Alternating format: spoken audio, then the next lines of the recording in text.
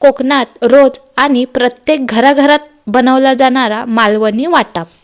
तर आज मी तुमका दाखवतले मालवणी वाटाप कसा बनवतात ता।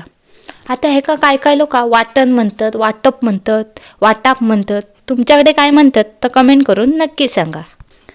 तर चला, नमस्कार मित्रांनो, Konkan hotel recipe by Vishakha या आपल्या यूट्यूब चॅनलमध्ये तुमचं स्वागत असा।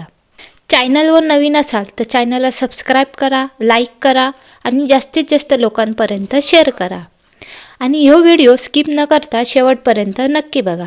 तर चला रेसिपी सुरुवात करूया। पहिला आपण बघूया मालवणी वाटाप बनवू काय काय साहित्य लागतात। हे घेतले ओला खोबरा, कढीपत्ता, लसूण, तमालपत्राची पानं, कांदो, कोथिंबीर, तेल आणि आला। हे मी एक नारळ फोडून घेतोय। चांगलं पाण्याचं नारळ घ्यायचं। कोकणात नारळ म्हटलात का नारळात भरपूर पाणी असतं।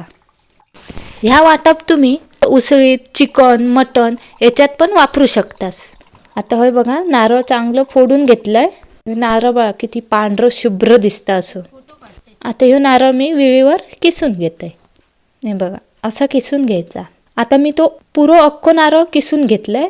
आता हे मी 2 कांदे घेतले, ते उभे चिरून घेते। आता कांदो पण चिरून झाला।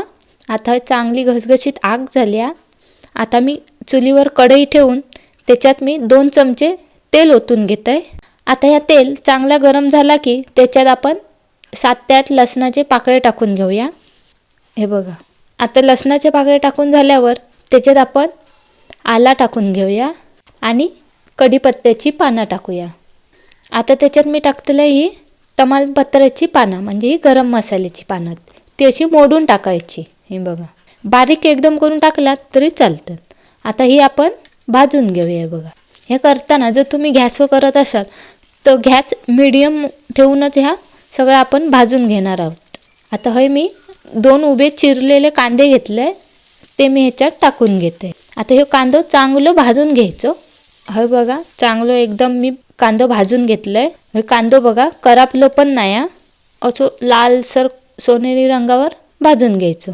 आता त्याच्यात मी टाकतले किसलेलं नारळ।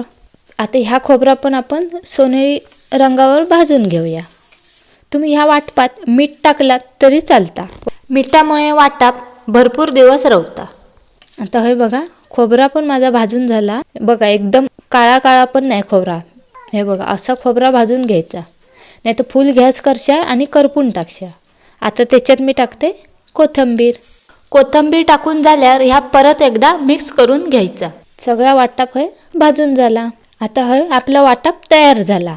आता ह्या काय करायचा, ह्या खोबरा थंड करत ठेवायचा आणि मिक्सरमध्ये किंवा पाट्यावर वाटून घ्यायचा। मी हे पाट्यावर वाटून घेतलंय। तर ह्या वाटप तुमका कसा वाटला तर कमेंट करून नक्की सांगा। आणि ह्यो व्हिडिओ तुमका आवडला असेल तर व्हिडिओ लाईक करा, शेअर करा, कमेंट करा आणि Konkan hotel recipe by Vishakha या चॅनलला सबस्क्राईब करू विसरू नका। परत भेटूया एका नवीन रेसिपीमध्ये। बाय।